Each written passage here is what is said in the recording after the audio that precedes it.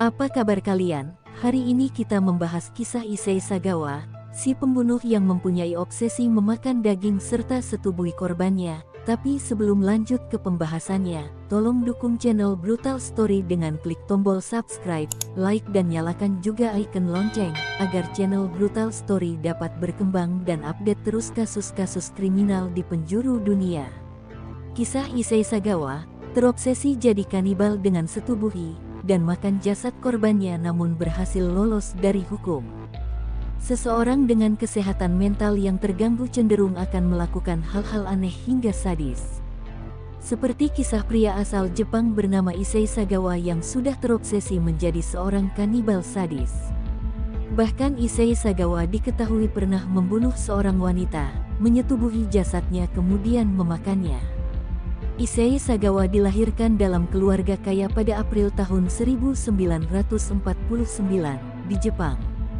Meskipun terlahir normal, dia memiliki kelainan mental. Sejak dini dia mengakui ketika melihat bagian tubuh orang lain, seolah menginginkan daging mereka untuk dimakannya. Itu berlangsung sampai dia dewasa. Ketika dewasa dia melakukan hubungan intim dengan anjingnya, dan mulai memandangi wanita.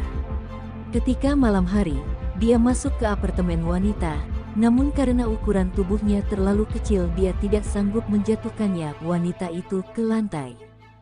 Alih-alih mendapatkan korban, dia justru ditangkap polisi atas tuduhan pemerkosaan, meski motif sebenarnya kanibalisme. Ketika berusia 28 tahun, orang tua Sagawa pergi, dan Sagawa mulai menyewa pelacur untuk masuk ke rumahnya dengan maksud untuk menembaknya, tetapi dia ketakutan setiap kali mencoba. Hal seperti itu berlangsung hingga bertahun-tahun, hingga musim panas 1981, Sagawa yang berusia 32 tahun pindah ke Paris. Issei Sagawa pindah ke Paris untuk belajar sastra di Sorbonne, sebuah universitas riset publik. Sesampai di sana, katanya, dorongan kanibalistiknya semakin kuat. Hampir setiap malam saya membawa pulang seorang pelacur dan kemudian mencoba menembak mereka dari belakang.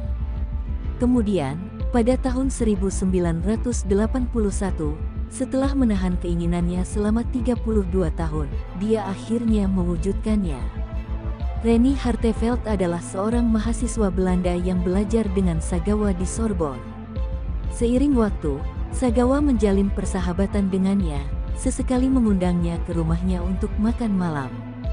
Sagawa pernah mencoba membunuh Hartevelt, tidak berhasil, sebelum benar-benar akhirnya membunuhnya. Pertama kali pistolnya salah tembak saat punggungnya diputar. Malam pembunuhan, Sagawa memperkosa mayat Hartevelt sebelum memakannya. Malam berikutnya dia melakukannya. Kali ini pistol ditembakkan dan Hartevelt tewas seketika. Sagawa hanya merasakan penyesalan sesaat sebelum dia menjadi gembira. Segera setelah membunuhnya, dia memperkosa mayatnya dan mulai membelahnya untuk dimakan. Dimulai dari daging pantat, hal pertama yang saya lakukan adalah memotong pantatnya. Tidak peduli seberapa dalam saya memotong, yang saya lihat hanyalah lemak di bawah kulit. Itu tampak seperti jagung, dan butuh beberapa saat untuk benar-benar mencapai daging merah, ungkapnya. Issei Sagawa mengakui motif membunuhnya kepada polisi, saya ingin memakan dagingnya. Ketika polisi menemukan Sagawa dan menanyai apa motif ia melakukan pembunuhan ini, jawabannya adalah pengakuan sederhana. Saya membunuhnya untuk memakan dagingnya, katanya. Issei Sagawa menunggu persidangannya selama 2 tahun di penjara Prancis. Ketika akhirnya tiba waktunya untuk diadili, Hakim Prancis Jean-Louis Bruguiere menyatakan dia secara hukum gila dan tidak layak untuk diadili, membatalkan dakwaan dan memerintahkan dia untuk ditahan tanpa batas di rumah sakit jiwa. Mereka kemudian mendeportasinya kembali ke Jepang, di mana dia seharusnya menghabiskan sisa hari-harinya di rumah sakit jiwa Jepang.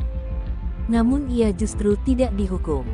Dokter Jepang mengatakan dia memiliki gangguan kepribadian tetapi tidak gila secara hukum, yang berarti dia dapat dimintai pertanggungjawaban pidana atas kejahatannya yang tercela.